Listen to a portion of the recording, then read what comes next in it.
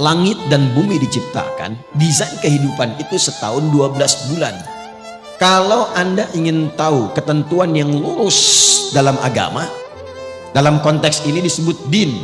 Din itu yang menunjukkan pada kebaikan. Din itu yang mengatur supaya tertata. Kenapa din itu dinamakan dengan din, kemudian disebut dengan Islam? Inna dina indallahil. Seakan memberikan kesan Islam itu bukan cuma agama. Agama itu kan bahasa Sanskerta, tidak rusak kan? Haknya tidak, agama itu rusak, menjaga supaya tidak rusak. Nah, din itu maknanya lebih daripada itu. Kenapa disebut Islam? Ingin memberikan kesan ketika Anda mengaku Muslim, agama Anda apa? Islam. Itu bukan sekedar nama. Tapi dengan Anda menjadi Muslim, mengikuti tuntunan Islam, maka menjaga Anda supaya hidupnya tertata, supaya terarah, hidup berkualitas. Makanya orang dulu masuk Islam itu hidupnya lebih berkualitas, lebih baik. Silahkan cek. Kalau dia penuntut ilmu, pasti ilmunya meningkat, jadi lebih pintar, bahkan jenius. Kalau dia pebisnis, pasti ketika masuk Islam dia tidak akan pernah kaya. Pasti. Tapi akan menjadi pribadi yang kebangetan kayanya. Betul, standar. Itu pebisnis Muslim itu kalau dagang nggak pernah balik modal, selalu balik untung. Betul. Kenal Abdurrahman bin Auf?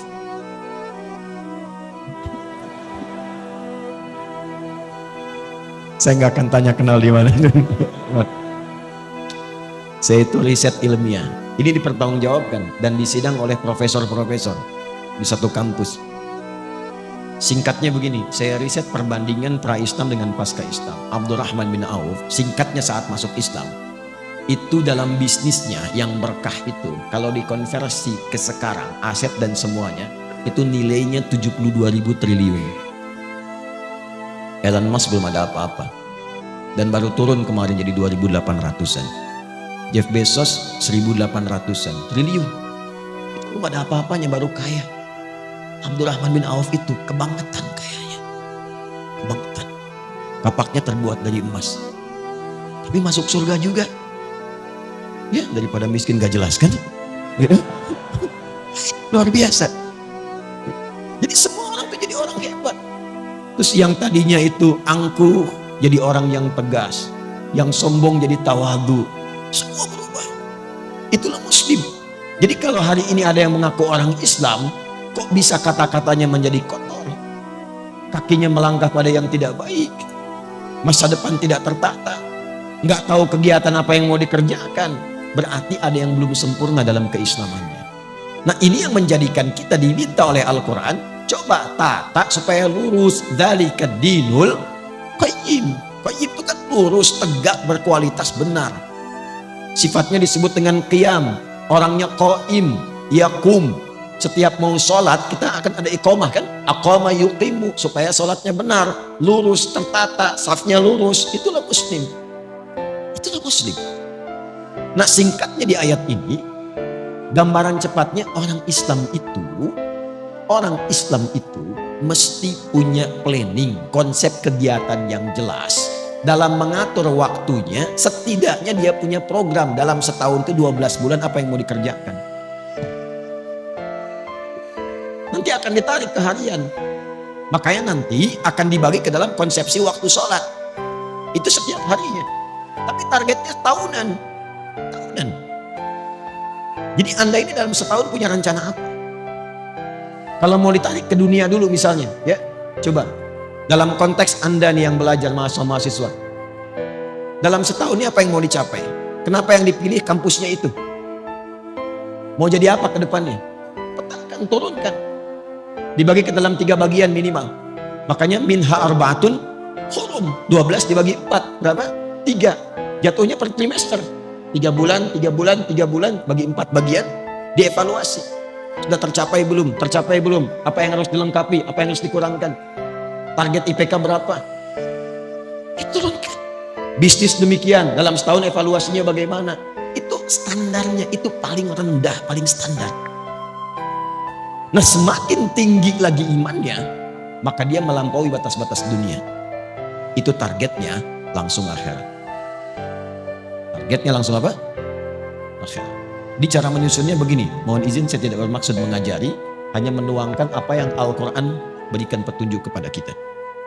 Jadi kalau seorang muslim itu semakin tinggi imannya, semakin kuat imannya, semakin banyak amal solehnya, itu orientasi hidupnya, dia memasang target akhirat dulu, baru tarik ke dunianya. Itu ada di Quran surah 59 ayat 18. Ya ayyuhalladzina amanu taqullaha wal tanzur nafsum ma qaddamat lighad. Ghad di situ akhirat.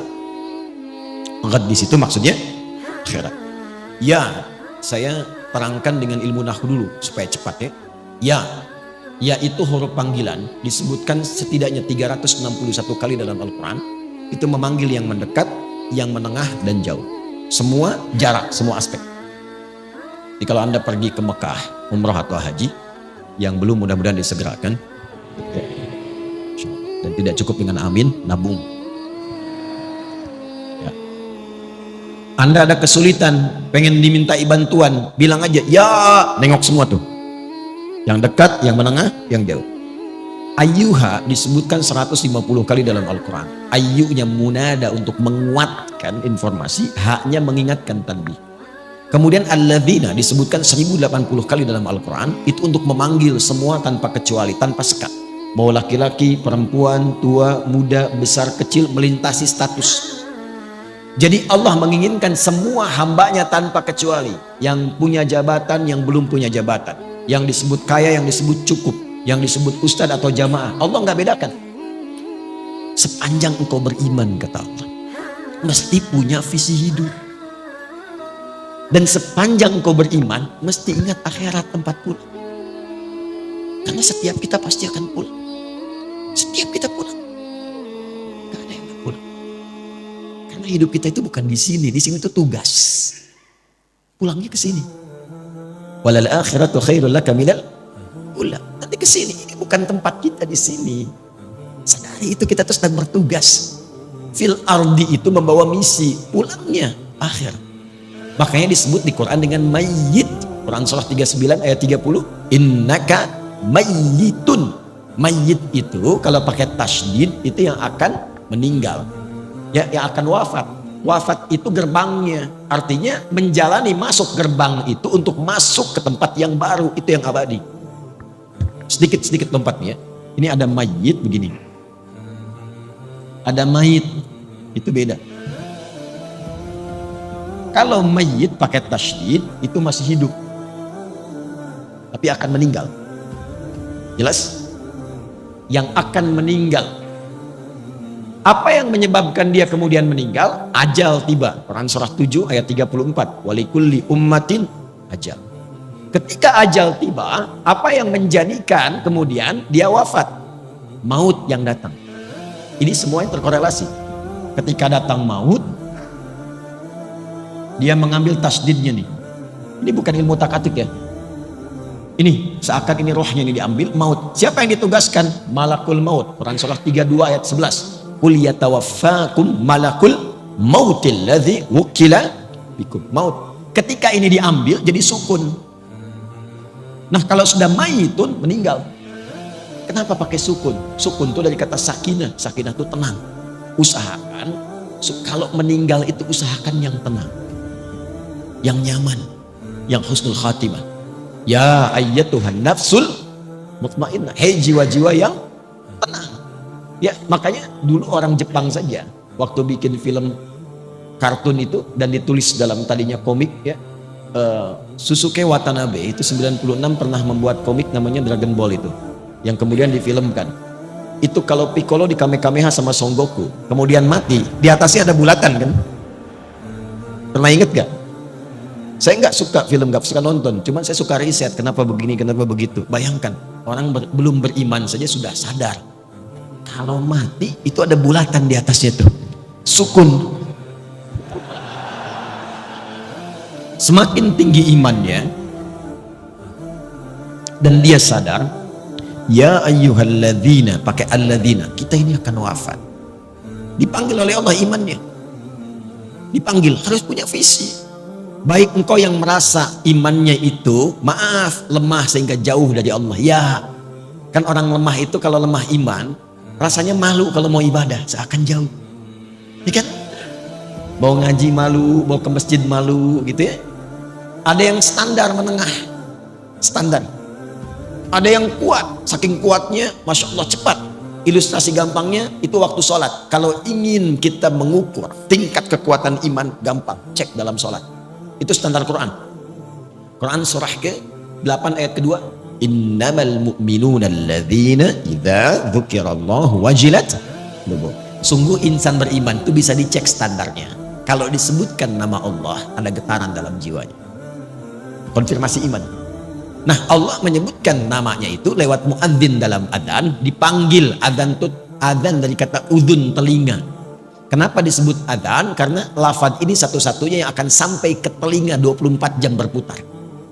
Diperdengarkan nama Allah setiap berganti waktu. Baru bangun disebutkan, siang disebutkan, sore disebut, sampai malam.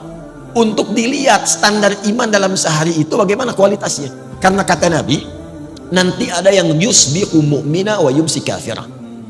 Paginya kuat, sorenya lemah, bahkan ada yang kufur. Allahu akbar, Allahu akbar. Ya. Kita ambil misalnya zuhur jam berapa? Subuh jam berapa? 4.22 terjadi perbedaan pendapat.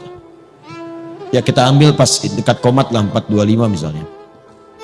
Nah ini kalau azan 4.25 Allahu akbar, Allahu akbar, Anda langsung sadar, ya Allah azan, saya siap-siap. Nah itu kualitas imannya standar. Standar. Belum kuat. Tapi kalau dari jam 4 Anda sudah siap-siap, belum dipanggil, sudah ada getaran untuk merespon. Itulah iman yang kuat. Tapi kalau dipanggil 4.25, Anda baru sadar 5.24. Nah ini yang dimaksud. Tapi ketika berbicara tentang visi dan misi hidup, Allah tidak bedakan. Dipanggil semuanya. Hei baik yang merasa imannya masih lemah, yang menengah ataupun yang kuat. Itu Masya Allah. Allah panggil semua dengan engkau mengerjakan ini. Yang lemah akan jadi kuat, yang kuat semakin rekat, dan yang menengah akan semakin dekat dengan Allah Subhanahu wa taala. Wal tanzur nafsum ma qaddamat. Engkau harus punya visi untuk pulang. Jangan-jangan dunianya nyaman, akhiratnya terancam. Maka cara menyusunnya begini. Nah, ini yang paling penting. Kalau kita ingin menjalani aktivitas dunia supaya nyaman, jadi apapun silakan. Ini tidak merubah status Anda. Yang wali kota tetap wali kota, yang camat tetap camat, yang dosen tetap dosen, nggak berubah. Tinggal Anda ingin upgrade atau tidak. Saking pentingnya bunyi itu ya, mengingatkan. Ya, suruh nanti saya terangkan. Tarik ini sampai ke masa kita sekarang. Dari sini dulu, dari akhirat. Jadi kan tempat pulang terakhir kan. Logika sederhananya begini. Kalau kita ingin menempati tempat untuk pulang yang terbaik, sekarang sedang kita beraktivitas, berarti kita siapkan kan tempat yang bagus, kalau pulang nyaman, tempatnya enak dan sebagainya. Nah, Allah sudah menawarkan melalui Rasulullah ada 8 tempat indah saat pulang di akhirat. 8 jenis yang disebut dengan jannah, surga. Jadi surga itu ada 8 jenisnya. Dari mulai yang biasa, tapi maaf, sebiasa-biasanya pun surga. Ya, mala ainan ra'at wala udhunun sami'at wala khatara ala qalbi bashar. Itu indah, ingin apapun seling langsung ada. Itu ada di Al-Baqarah ayat 25. Wa utubihi mutasyabihat. Antum sekarang, waduh lapar nih, udah nunggu dari tadi, kan? Pengen makan, pengen sarapan, pengen macam-macam. Di surga beda. Begitu antum ingat nasi uduk, seling ada. Apa aja? Itu yang surga biasa. Apalagi yang indah seperti Firdaus, surga Aden, Darussalam, Jannatun Na'im. Pertanyaannya, saya cuma tanya 2 hal. Satu, siapa yang ingin masuk surga? Alhamdulillah. Tapi tidak semua yang ingin ke surga itu yang tahu dan jelas punya gambaran surga mana yang mau dimasuki. Ini antum nih yang kuliah, kalau nggak tahu apa yang mau dicapai, kampus mana yang mau dipilih? Mau jadi apa? Anda kalau nggak punya visi, untuk apa Anda bekerja beraktivitas? akan bingung apa yang mau dikerjakan, hasilnya apa yang mau diraih. Nah, kita tarik dari atas, surganya mau yang mana? Supaya jelas, nanti dari situ muncul kurikulum, itulah yang dikerjakan selama hidup, itu aja terus sampai wafat. Hidup itu kan gampang, cuma tinggal menunggu wafat saja. Setelah itu selesai, kita mendapatkan apa yang disiapkan. Nah, saya ingin cepat karena waktunya tinggal 15 menit lagi. Setelah itu kalau ada waktu kita diskusi supaya memberikan kesempatan Syuruk dan yang lainnya. Fokus baik-baik. Saya akan cepat dari 8 jenis surga ini kita sepakati dulu jamaah. Mau surga yang mana? Ya. Saya paham ya. Kalau kan selalu terjadi begitu, nggak ada masalah ya. Nggak ada masalah. Memang rumusnya begitu. Kalau kita mau pilih sesuatu, pilih yang tinggi. Sehingga nanti effortnya dari dalam diri kita itu semakin kuat ingin mencapai.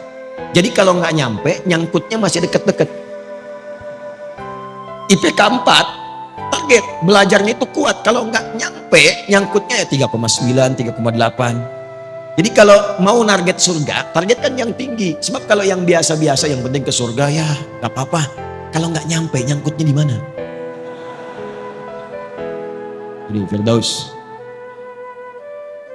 Sudah? Oke, tarik sini. Tinggal keluarkan di Al-Quran kurikulum surga Firdaus. Tunggangi aktivitasnya di bumi. Dan alhamdulillahnya nggak pernah disebutkan dalam Quran hanya kiai, hanya ustadz, hanya habib, hanya tokoh, hanya ulama masuk surga ini. Tidak. Allah turunkan dalam bentuk sifat dan kegiatan kurikulum. Quran surah ke-23 ayat 1-9.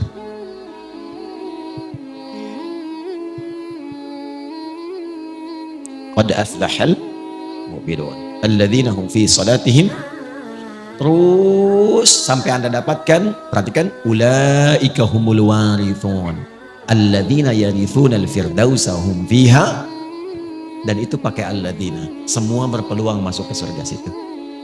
Bahasa bebasnya begini, ada calon penghuni surga Firdaus yang sedang beraktivitas dan berpetualang di bumi. Siapa mereka itu?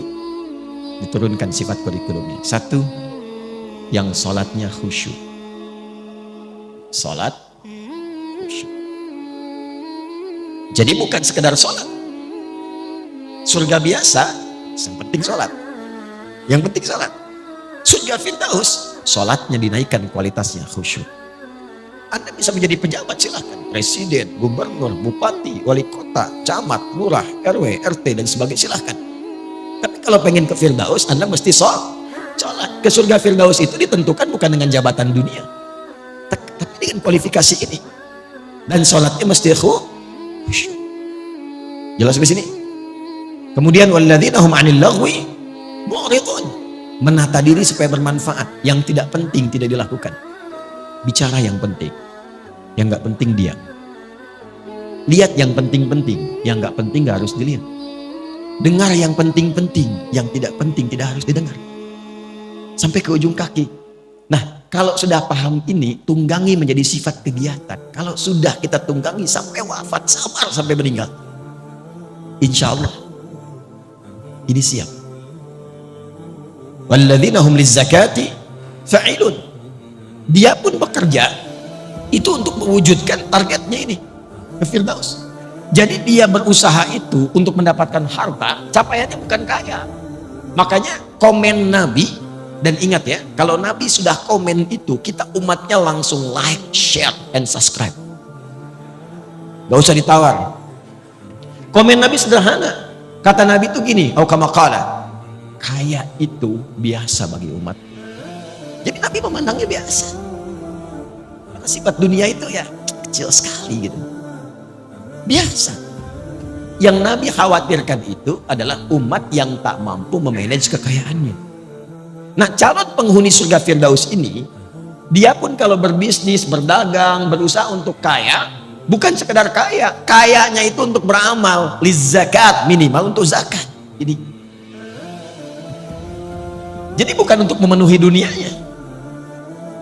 Dan ketika Anda mengejar akhirat, dunia pasti ikut. Demi Allah saya katakan, Anda kejar akhirat, dunia pasti ikut. Nggak ada ceritanya orang mengejar akhirat kehilangan dunia, itu nggak ada. Dan itu akan sesuai porsinya dengan kebutuhannya. Saya tanya Anda, zakat itu berapa persen? 2,5%. Itu yang standar ya. Standar pokok, 2,5%. Ya Allah, hamba sudah berusaha sholat semaksimal sampai hidup saat ini. Hamba ingin menaati-Mu ya Allah. Berikan kesempatan untuk bisa berzakat selama hidup. Hamba tidak minta banyak ya Allah. Hamba ingin surga Firdaus, setidaknya berikan kesempatan 25 juta aja bisa zakat. 25 juta aja bisa zakat. Zakat 25 juta. Tapi kan Allah kasihnya 1 miliar. 2,5% dari 1 miliar berapa? 25 juta kan? Jadi ketika Anda minta 25 juta untuk zakat, Allah kasih 925 juta lebihnya. Itu konsep dasarnya. Jadi kalau Anda niatkan yang bisnis, yang kerja untuk menaati Allah, untuk ibadah, mengikuti pedoman Rasulullah, dunia ikut. Nanti lebihnya tinggal dibagi untuk keluarga yang dekat, keluarga menengah, keluarga jauh. Disinilah muncul skema infak namanya. Diatur kebutuhan Anda berapa, lebihnya itu untuk beramal. Makanya kita pandai-pandai melihat Allah titipkan apa kepada kita. Cuma 4 pilihannya. 1 ilmu, 2 harta, 3 kedudukan, 4 tenaga. Dan keempat ini contohnya sudah ada pada kepribadian para sahabat ketika belajar dengan Nabi. Dan Nabi mengakumulasi semuanya. Jadi ketika Anda dititipkan pengetahuan, ilmu, mau jadi apapun, maaf, ustadz, dosen, macam-macam. Nah, pertanggungjawaban pertamanya itu pertanyaannya bukan seberapa besar gelar Anda. Berapa banyak ilmu itu yang telah mengenalkan Anda dengan Allah. Kan jelas, itu setiap bangun loh standar. Jadi kalau kita bangun tidur, itu langsung ditanya ya pada diri kita melalui hadis Nabi. Sampai bangun itu sudah seberapa dekat dengan Allah. Ingat Allah enggak? Itu ada di Abu Daud nomor hadis 1367. Silahkan dicek. Dari Ibnu Abbas radhiyallahu taala anhuma. Itu kata beliau kalau Nabi bangun dari tidurnya, kana Nabiyyu sallallahu alaihi wasallam idza istaiqadha min naumihi fajalasa. Kalau Nabi bangun dari tidur duduk dulu. Enggak langsung, jangan langsung beraktivitas, duduk supaya tenang. Wa masaha bi yadihi min athari naumih. Kemudian menghilangkan bekas ngantuknya dengan tangan yang bersihnya. Karena nanti ada hadis lain, kalau menduga tangannya kotor, cuci dulu. Karena engkau tidak tahu kemana tangan itu berkelana saat tidur. Setelah sadar, baru baca. Apa yang dibaca? Sebelum doa itu, ada bacaan dulu. Wa qara'a khawatim surah Ali Imran. Dan membaca 11 ayat terakhir surah Ali Imran. Surah itu kurikulum hidup yang menyadarkan. Jangan sampai bangun dan beraktivitas, Anda tidak kenal Allah. Apapun profesinya. Inna fi khalqis samawati wal ardi wa ikhtilafil laili wan nahari la ayatin li ulil. Siapa ulul albab itu? Alladzina yadhkuruna Allaha qiyaman wa qu'udan wa 'ala wa yatafakkaruna fi khalqis samawati wal rabbana ma khalaqta hadza batila subhanaka faqina. Jadi Anda mau tugas jadi udara, darat, lautan, bekerja apapun, kalau Anda mengaku muslim, ingat Allah. Itu poinnya.